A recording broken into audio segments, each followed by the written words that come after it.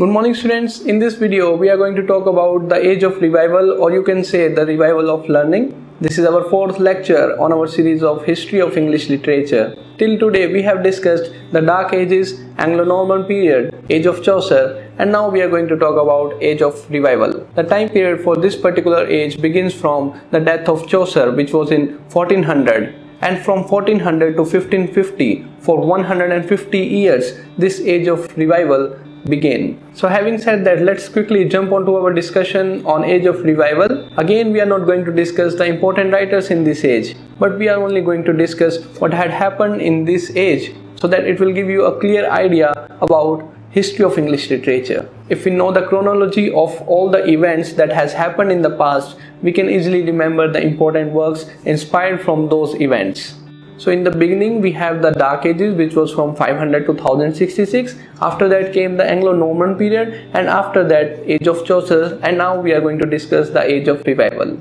So in the last video we have discussed King Edward III, who claimed the French crown after the death of French king, which later led into 100 years of war beginning from 1337 and ended up in 1453 for 116 years. So this 100-year war covers two ages, age of Chaucer as well as the age of revival. Now during the age of revival, the very first king was Henry IV, who was the son of John of Gaunt. If you don't know who was John of Gaunt, then he was the same person who was a friend of Chaucer. In fact, Chaucer has written a work on John of Gaunt's wife, the Book of Duchess. This was a question in UGC-NET examination, so remember that Chaucer has written a work on the wife of John of Gaunt. Also remember that the work is written in octosyllabic couplet, and the narrator of this work was unable to sleep for 8 years, suffering from insomnia, and to help himself deal with insomnia, he picks up the work Metamorphoses, written by Ovid. Another important point to remember here is that Shakespeare has written a work on Henry IV. This is the same play where John Falstaff, a comic character, was introduced. So there can be a question in your UGC-NET examination where they will ask you in which plays John Falstaff make their appearances. So remember that this important comic character John Falstaff appeared in 3 plays: Henry IV first part, Henry IV second part, and Merry Wives of Windsor. Coming back to actual point of discussion, let's discuss the important events that happened in this particular age of revival. The first and foremost important event that happened was War of Roses. War of Roses is also known as 30 Years' War. Earlier 100-year war was going on, which was from 1337 to 1453, and after 2 years of this particular war, a new war began in England. So this war was known as War of Roses, or 30 Years' War, beginning from 1455 to 1485. This war was in between the two houses, the House of York and the House of Lancashire. It was called the War of Roses just because the House of York has its white emblem, whereas the House of Lancashire used the red rose as their emblem. So there were two houses and the war was going between these two houses. One was white rose and another one was red rose. So there was a lot of political drama was happening in these 30 years, and this War of Roses came to the end with the entrance of Henry Tudor. Henry Tudor is also known as Henry VII of England.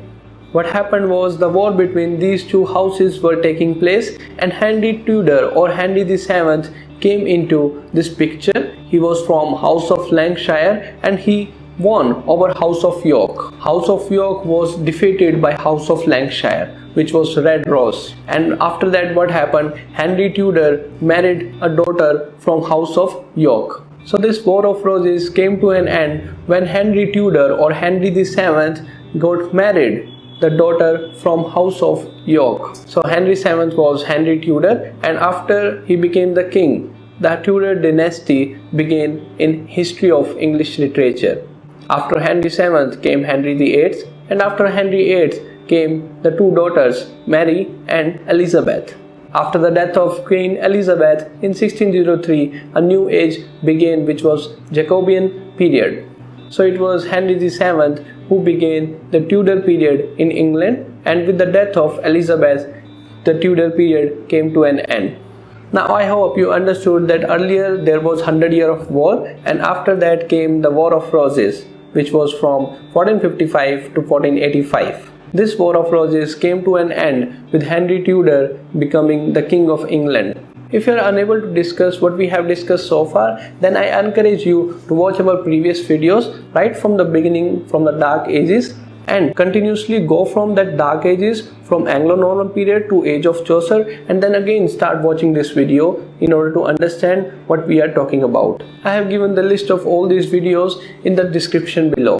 So now moving forward, after talking about Henry VII or Henry Tudor, let's talk about the famous king Henry VIII. Henry VIII was so much desperate to have a male child that he married 6 wives. As according to Church of Rome, it is a sin that you are going to get married again and again by taking divorce from the previous wife. So Church of Rome was not in favor of Henry VIII.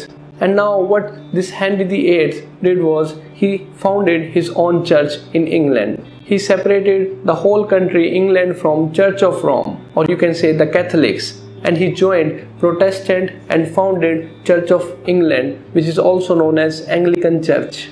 Now this Henry VIII became the head of the Church of England, or we can say Anglican Church, and started getting married again and over again in want of a male child.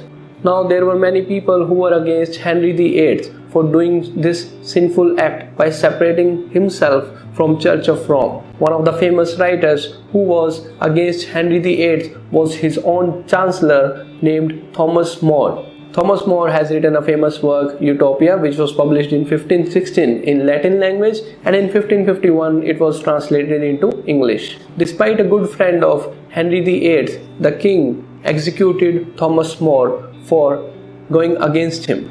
In order to find all this chronological detail or extra information, you can go for our study material, where we have discussed everything in so much detail that you don't have to go for any other source outside the study material we provide. You can check the link in the description below in order to order our study material.